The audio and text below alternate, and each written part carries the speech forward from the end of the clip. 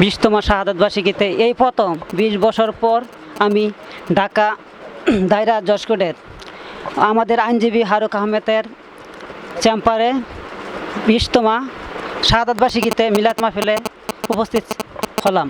এই দীর্ঘ 20 বছর ধরে 6 সেপ্টেম্বর হলে এই দিনটি আমার কাছে অনেক বড় বেদনার দিন। এই দিন আমি কারোর সাথে কথা বলি না, কারোর সাথে করি না। এমনকি আমি 1 সেপ্টেম্বরের থেকে 5 সেপ্টেম্বর খাওয়া দাওয়া ছেড়ে দিই। এমনকি 6 সেপ্টেম্বর সালমান ভাইয়ের মৃত্যুর খবর শুনে সঙ্গে সঙ্গে আমি জ্ঞান হারিয়ে ফেলি। 3 মাস অসুস্থ থাকি। 1996 সাল থেকে এই পর্যন্ত 2016 সাল পর্যন্ত আমি 11 বার জ্ঞান হারাইছি। বারবার আত্মহত্যা করতে চাইছি।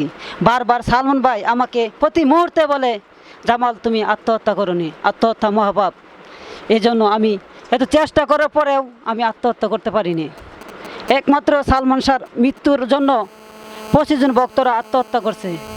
এই জন্য আমি সকলের কাছে সালমান শাহর মৃত্যুর পিতাদের প্রধানমন্ত্রী শেখ হাসিনার কাছে আকুল আবেদন করি, সালমান শাহর সকল ভক্তদের, সারা বাংলাদেশের কোটি কোটি ভক্তদের দাবি সালমান শাহর হত্যার বিচার চাই, বিচার চাই, বিচার চাই, বিচার চাই, বিচার চাই। কে বলে রে সালমান নাই? কে বলে রে সালমান নাই?